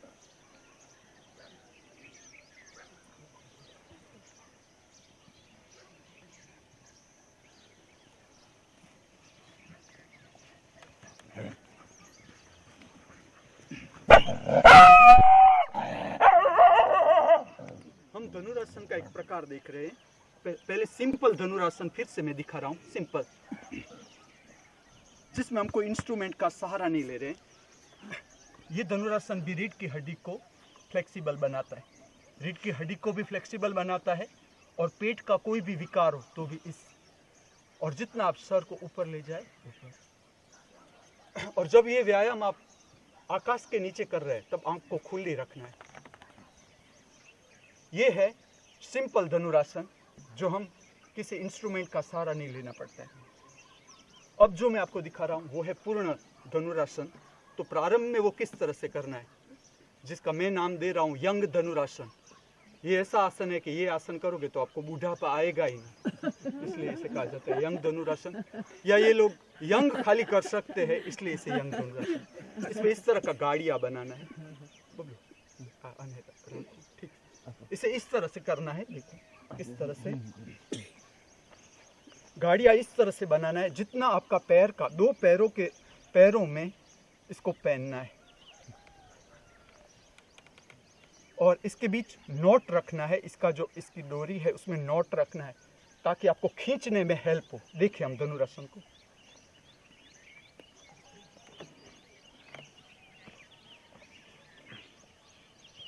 ये डोरी है, आगे आएगी, ये सपोर्ट है, राउंड से सपोर्ट मिल जाएगा, ये सपोर्ट मिल जाएगा। ये सबको बना लेना है ऐसा। अब इसमें हाथ की पोजीशन ऊपर से आएगी, ऊपर से शोल्डर ऊपर से आएंगे। और ये आसन अगर आप कर सकते हो तो इसे ज्यादा महत्व देना है, पहला प्रेफरेंस इसे देना है। फिर वो धनुरासन, सिंपल धनुरासन की जरूरत नहीं। आप यंग धनुरासन अगर थोड़ा सा भी कर सकते हो तो इसे ज्यादा, क्योंकि इस पे शोल्डर भी अच्छे होते हैं, रीढ़ की हड्डियां भी पीछे जाती है, पीछे बेंड होती है, तो उसके कारण उसकी फ्लेक्सिबिलिटी बढ़ जाती है। और पूरे थाइस के मसल्स है, ये इवन जो घूंटी के प्रॉब्लम है, इसमें भी ये घूंटी से जुड़ा हुआ हड्डी का खींचता है, तो इसमें अंतर होता है। प्रॉब्लम इसलिए होता है कि हमारा जैसे उम्र बढ़ती है, दो घूंटी के बीच की जो हड्डी है वो एक साथ हो जाती है, उसका मसल्स तैयार होता है। इस आसन, इसे कहा जाता है यंग धनुरासन, जिसमें हम सहायता से करना है, जोड़ीदार की सहायता से हम आसन कर सकते हैं। वो आसन है, पहले हम बिना सहायता से किस तरह से किया जाता है, शलभासन की प्रक्रिया। शलभासन का अर्थ है चेहरा हम इस तरह से रखेंगे, दोनों हाथ पीछे, पहले एक एक पैर उठाना है,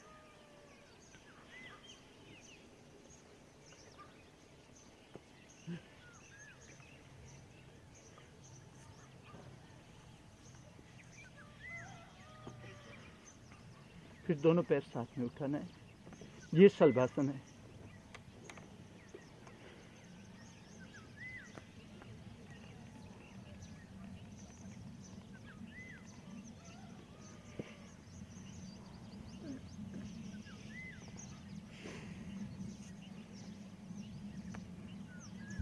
अब जो यही प्रक्रिया है हम सहायता के साथ कर सकते हैं, जोड़ीदार की सहायता से, और इसके कारण रीढ़ की फ्लेक्सिबिलिटी बढ़ सकती है। किस तरह से करना है देखें। घुटन आधा होगी कमर एक मिनट ना, डायरेक्ट ऊपर।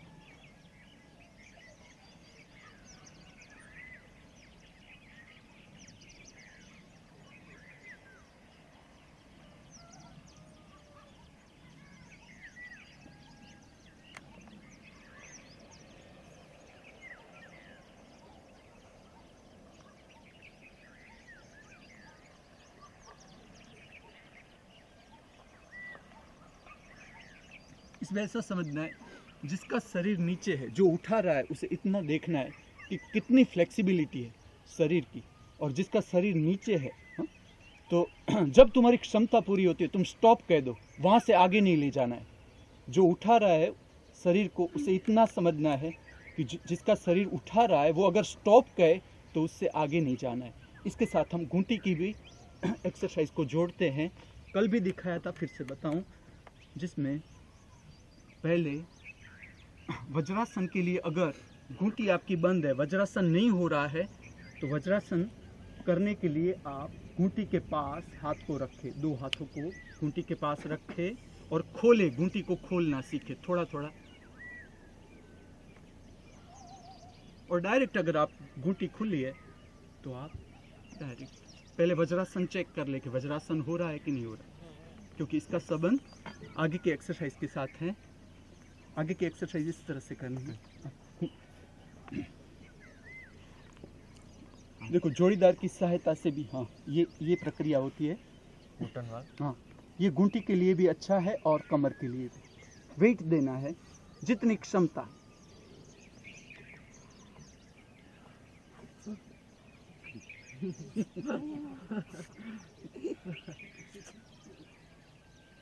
ये मुबा था ऊपर में। एक क्षमता पर है, किस तरह से क्षमता है। मयूरासन भी कर सकते हो आप, जिसकी क्षमता है वो ऊपर मयूरासन भी कर सकते हो, लेकिन वेट देना है ताकि घूंटी खुले।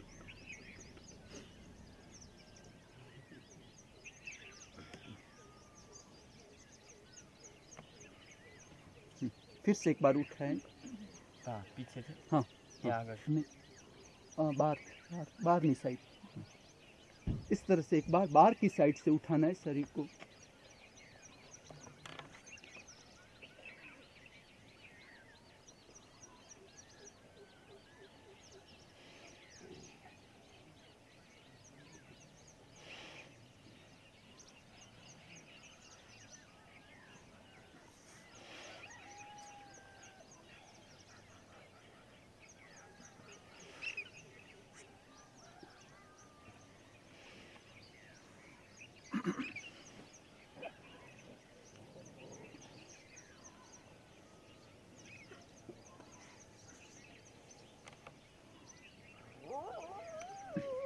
ये जो आगे की प्रक्रिया है सब साथ में जुड़ती है। जैसे कि इसका दूसरा आगे का व्यायाम आएगा, वो अंदर से घूंटी को दबाना है, अंदर से दबा। पहला अंदर अंदर चीज करे थे। हाँ, तो बाहर से दबा।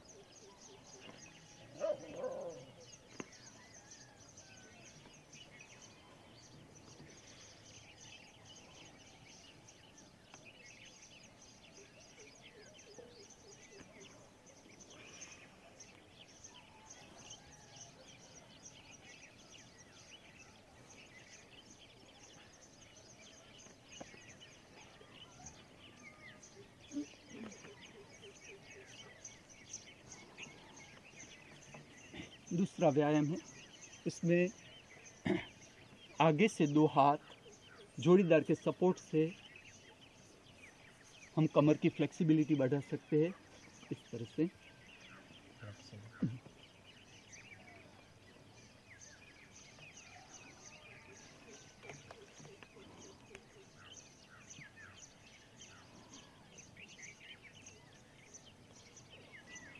जो शरीर उठा रहा है उसे इतना ध्यान रखना है, जैसे कि जितनी मेरी फ्लेक्सिबिलिटी है वहाँ तक ठीक है, जहाँ समाप्त होती है आपकी फ्लेक्सिबिलिटी आप स्टॉप बोले कि वहाँ स्टॉप हो जाना है, उससे आगे नहीं खींचना है शरीर को, लेकिन जितनी फ्लेक्सिबिलिटी है वहाँ तक जाना है।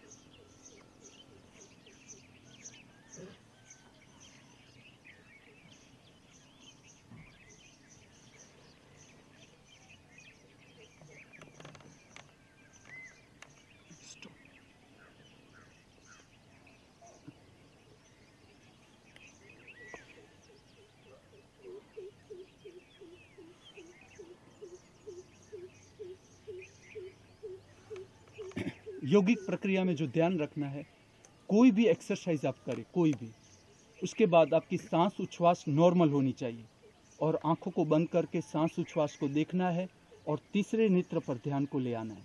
आगे की प्रक्रिया इसके साथ ही जुड़ी हुई है। अंदर से पैर को दबाए, अंदर से।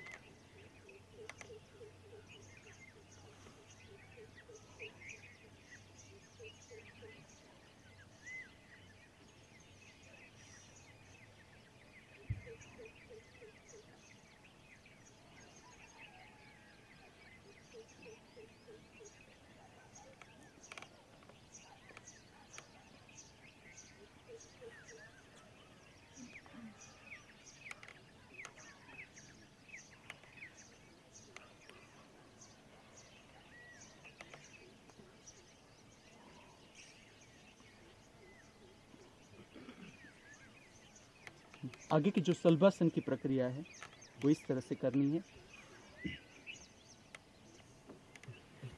जिसमें जोड़ीदार के दोनों पैर आएंगे छाती के पास, नेक के पास, इस तरह से उठाना है।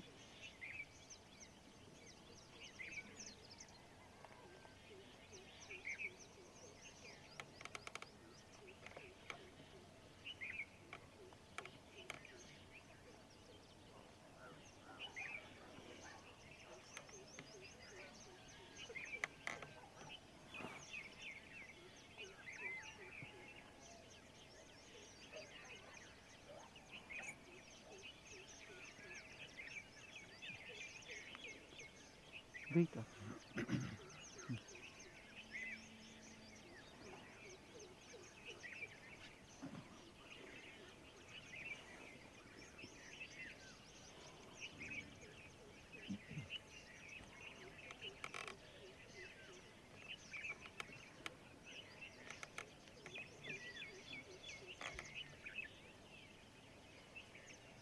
इसके बाद तुरंत ले लेना है वज्रासन नमस्कार।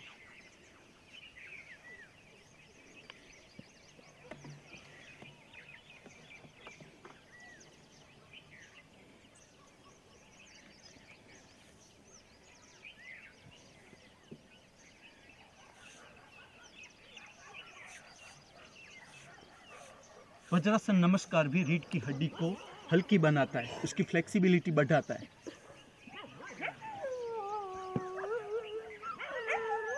और जितना दूर हाथ रख सके हाथों को दूर रखना है, जितना दूर रख सके, चेहरे को आगे ले जाना है जितना ले जा सके।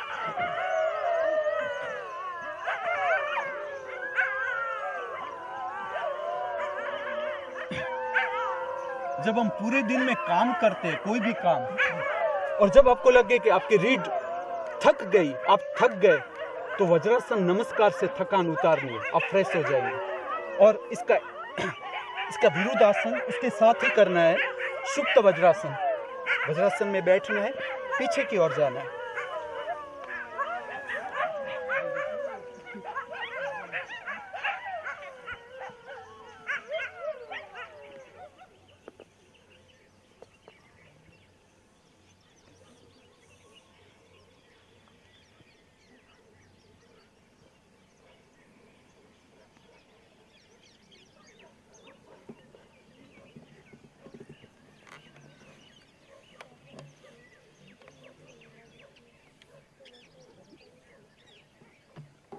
और फिर डायरेक्ट उठने का प्रयत्न करना।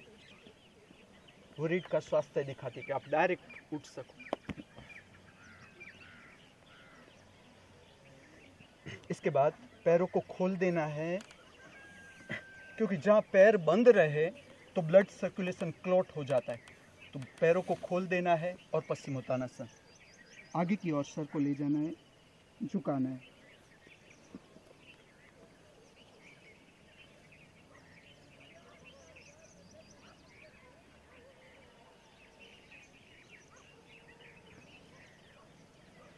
जहाँ भी आपकी घुंटी बेंड होती है, बंद बंद करके आप बैठते हो, उसके बाद ये आसन करना ही है, पश्चिमोत्तासन करना ही है। जैसे कि समझो आप एक घंटा आपने लेक्चर सुना, उसके बाद वज्रासन नमस्कार जरूरी।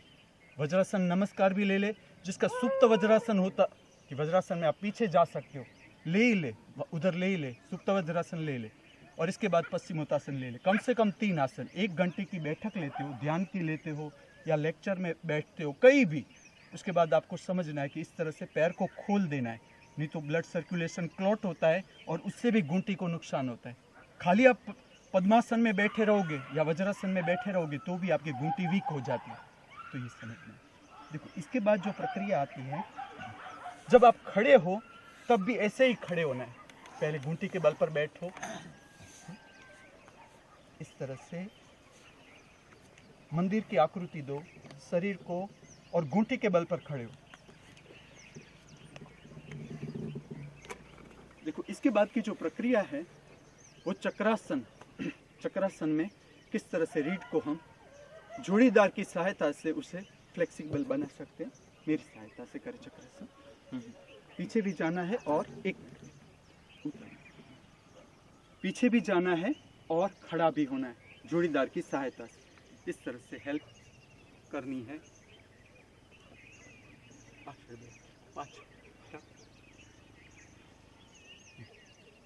और खड़ा भी होना है। सर को आगे कर देना है। जब आप चक्रासन करो तब सर को आगे कर देना है। कहीं भी आपको चक्कर जैसा लगे, कोई भी योगासन में आपको चक्कर जैसा लगे, कोई डरने की जरूरत नहीं। आप सर को आगे कर दे, खाली थोड़ी देर। खास करके दरमान, पहलवान की तरह नहीं करना है आसन। हाँ, पुरानी हैबिट है ना। एक बार फिर से दिखाता हूँ, समझे। 3 बार कर सकते हैं इस प्रकार प्रक्रिया को, धीरे धीरे।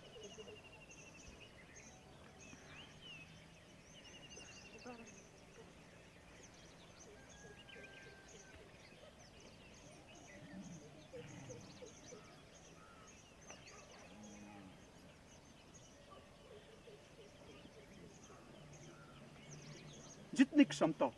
इसमें भी एक बात समझ ले, जरूरी नहीं कि आपका पूरा हो तो ही करना है, ऐसा नहीं।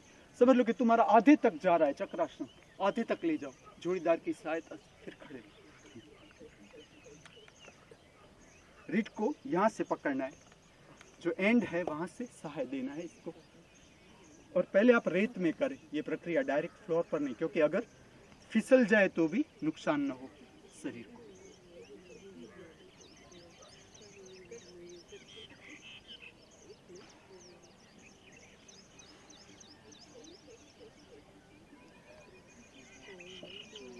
अपना जोड़ीदार खोज के सब ट्राई करें, जितना जाए आपका।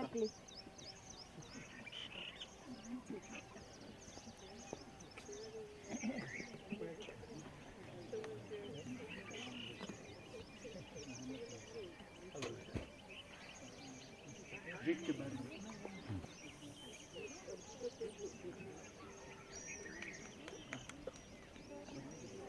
चक्रासन नहीं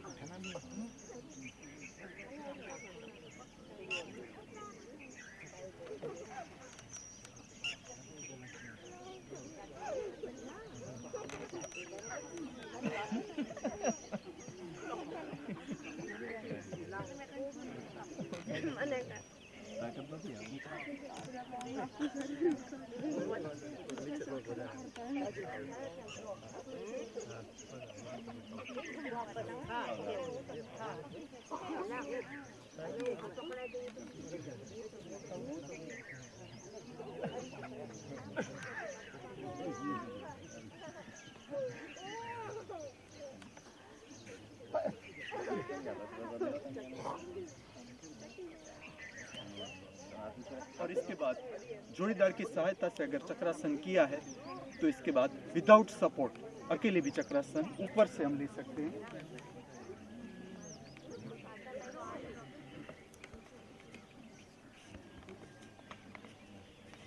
जिसमें प्रारंभ में पैरों को खुला रखना है, खुला। जब आप चक्रासन की प्रैक्टिस करो प्रारंभ में दोनों पैरों को खुला करके पीछे झुको तो ज्यादा इजी रहेगा।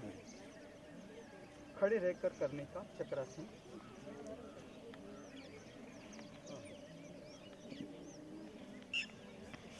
जितना आगे जा सको जाओ।